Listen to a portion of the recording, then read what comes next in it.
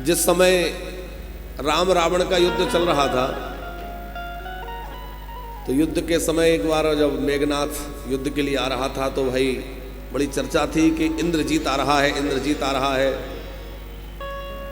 लक्ष्मण जी जब ये बात सुनते थे तो उनके अंदर जो है क्रोध आया, बोले मैं देखता हूं कैसा इंद्रजीत है। राम जी ने कहा कि लक्ष्मण जा तो रहे हो, अकेले मत जाओ। हनुमान जी को साथ भेज दिया, तुम साथ में जाओ, लक्ष्मण की सुरक्षा करना। हनुमान जी साथ में गए और वहां मेघनाथ के साथ लक्ष्मण जी का युद्ध हुआ।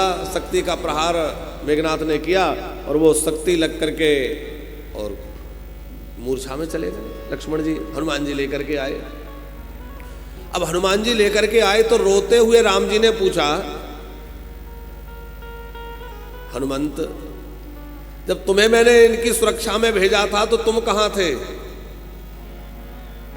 लक्ष्मण को बाण कैसे लग गया, शक्ति का प्रहार कैसे हो गया? हनुमान जी बोले, सरकार क्षमा करिए, मुझसे भूल हो गई। मैं गया तो था सुरक्षा के लिए, लेकिन मेरी एक कमजोरी वहां मेरे सामने आ गई। क्या कमजोरी आ गई? बोले मेरी कमजोरी है आपकी कथा। जहां आपकी कथा होती है फिर मैं सब भूल जाता हूं। तो युद्ध मैदान में कथा कहां मिल गई? बोले युद्ध मैदान में जब मैं गया तो वहां देवऋषि नारद युद्ध देखने के लिए पधारे थे, और देवऋषि नारद जी युद्ध देखने पधारे तो जब संत मिलते हैं तो आपस में भगवत चर्चा होती है। अब एक और श्री नारद जी हैं, दूसरी ओर हनुमान जी हैं, दोनों जब मिले तो राम चर्चा प्रारंभ हो गई और नारद जी ने कथा सुनाना प्रारंभ कर दिया। हनुमान जी प्रेम मुदित होकर कथा सुनने लग गए और कब लक्ष्मण पर शक्ति का प्रहार हो गया, हनुमान जी कहते हैं मैं नहीं रोक सका।